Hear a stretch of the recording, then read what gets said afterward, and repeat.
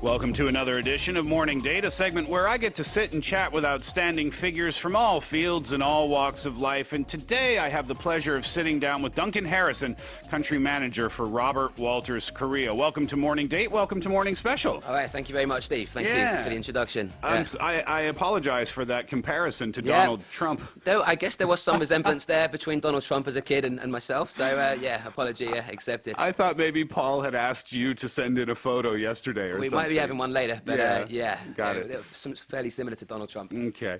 All right, so let's get started then. Could you please introduce yourself to our listeners? Sure, yeah, well, thank you again for having me here today and for the introduction. So I'm Duncan Harrison. I'm originally from the UK. Which part? I'm from London, Yep. north part of London. Moved to Japan in 2005. So I intended to move to Japan for 1 year. Ended up staying there for 9 years. Yeah. And then moved to Korea 2 years ago. So Very nice. 2014. What took you to Japan in the first place? I had always been quite interested in this part of the world, Japan and Korea, and I had a friend that actually taught English in Hokkaido, and he was very positive and had a very good experience in Japan. I was quite young at the time and thought, let's try and get some experience overseas. Yeah. Happened very quickly, and I at quite a young age I moved to Hiroshima. Very nice. In Japan. So you've been working for the same company, and we're going to talk about it in just a few minutes, but you started working for that company, and you've been working for the same company ever since. Right. Well, when I first moved to Japan, I was in Hiroshima for 1 year, and I was an English teacher there. I did that for 1 year. And then, a few months after that, I moved to Tokyo and joined Robert Walters in 2007. Got it. Yeah. What prompted the move to Korea then? Yes, good question. So, I was very comfortable, very happy in Japan. Japan is actually our second biggest office globally after the UK. UK is the head office. And it was basically a promotion that was offered in Korea. And decided quite quickly that it was going to be a good move. And very happy with the decision. Fantastic. So you and your wife moved to Korea together then? That's right, yeah. So my wife is Japanese, and we moved out here together. July 1st will be 2 years. Hey, congratulations on the anniversary. Upcoming anniversary. Yeah, very nice.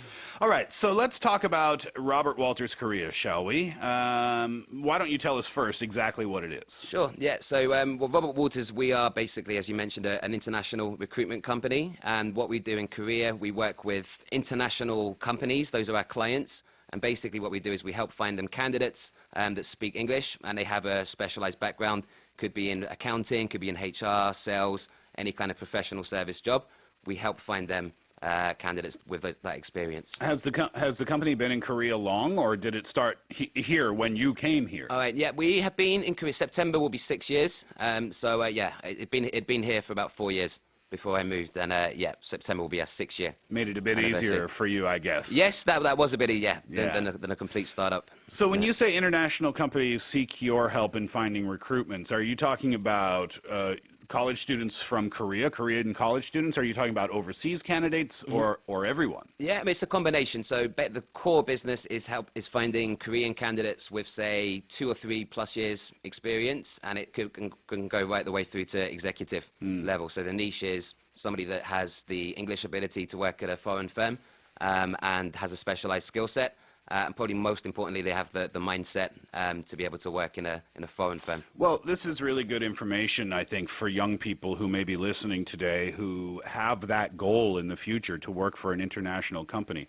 When you talk about mindset, what exactly are you talking about? Sure. Yeah, I guess it's a fairly vague word, but basically what we mean is that with a Korean company, generally a Korean company is set up in a very hierarchical way, and it's a very top-down approach. And basically, when you're new and when you're young and you join a Korean company, you're not expected to voice opinions or, explain how you feel, give ideas. It's quite a top-down approach. And international companies, they're usually the complete opposite to that. When an international company hires a new grad or somebody with a couple of years' experience, they're looking for the opposite. They're looking for somebody that can raise their hand. I've got an idea.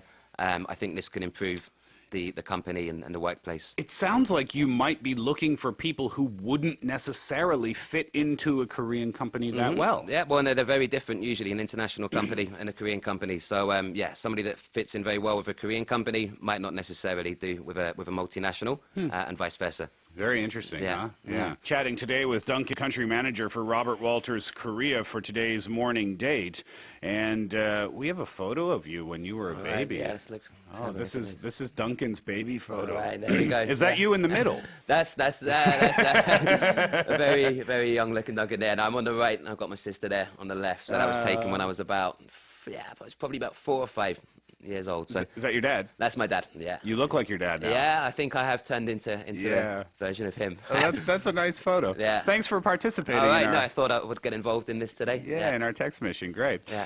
So let's talk about the economic situation. I guess here it's tough now for young people who come out of university. Did you experience that in Japan, or in your experience from other countries? Is it the same kind of everywhere? It's a similar thing. I mean, Japan and Korea, it's probably more pronounced than other locations. I think in Korea, yeah, I mean, it's quite severe at the moment. I think it's the perception of the market is that it's very, very tough for everybody. It's not really the case. I mean, if you're a bilingual accountant with 5 years experience and you've got an open mindset, there's plenty of opportunities for you. The issue is the big Korean conglomerates that have been actively hiring for the past 10 years have slowed down a lot. So there's not as many new grad programs. It's very, very competitive now if you're a new university graduate. So, yeah, where it's very tough is, in that kind of mid-20s to late 20s, finding a new position. What kind of advice do you give to people who are looking to work for these international companies? Because it's one thing, okay, you say that you have to have the attitude that fits in, but when you say that to someone, okay, well, what do you mean by that? But in terms of other things, more hands-on things, for example, a job interview or something like that, Yeah. is there advice that you give that's different, perhaps, that would be for a Korean company? Yeah, sure. I mean, we have a lot of useful information on our website about how to approach an interview. I think a very important thing is, as I've kind of touched upon earlier, the going in there and showing that you're somebody that's keen to give opinions and is somebody that is going to come in and give a lot of new ideas about how to improve the workplace, rather than somebody that's just going to come in and take orders. That would be how you'd approach a Korean interview. So that's a key difference. Oh, that is a big difference. Yeah. What about differences in cover letters or resumes? And very things like different. this? Yeah, I've been quite surprised when I moved to Korea, and sometimes we'll receive resumes and the information included in there can include such information as their father's profession or where they were born and their family history. We even received one resume with a family tree on it, which is obviously quite different to what you'd include in the English resume. So I think the key advice is, have a look at, there's a lot of information online about how to prepare an English resume. Really important thing is to highlight your achievements and your accomplishments. Don't just list everything that you've done and your background. Try not to make it too wordy. But the key thing is any job that you've had, rather than just listing out what you've done, highlight 2 or 3 things that significantly help the company, some real achievements. And, don't include anything that is not relevant. Yeah, right. To that. Yeah. So what are your company's goals for this year then? What is it for 2016, for the rest of 2016 for Robert Walters Korea? Right, yeah. So this is a very fast-growing office for us. Globally, we've got 53 or 54 offices. 24 countries around the world, that's right? Yeah, but Korea is our fastest-growing office globally. So, the demographics are quite well-suited for us. There's a lot of international companies coming here. There was 100 new international companies that opened the new office in Korea last year. Wow. So when they do that, they would tend to use an agency they know from the region or from around the globe, and that's Robert Walters. We're just looking to continue the growth, continue to hire good people, and kind of really set ourselves up for the future. So now young people now, or anyone, I keep saying young people, but I shouldn't be using that term. It's anyone who's looking for, working with an international company.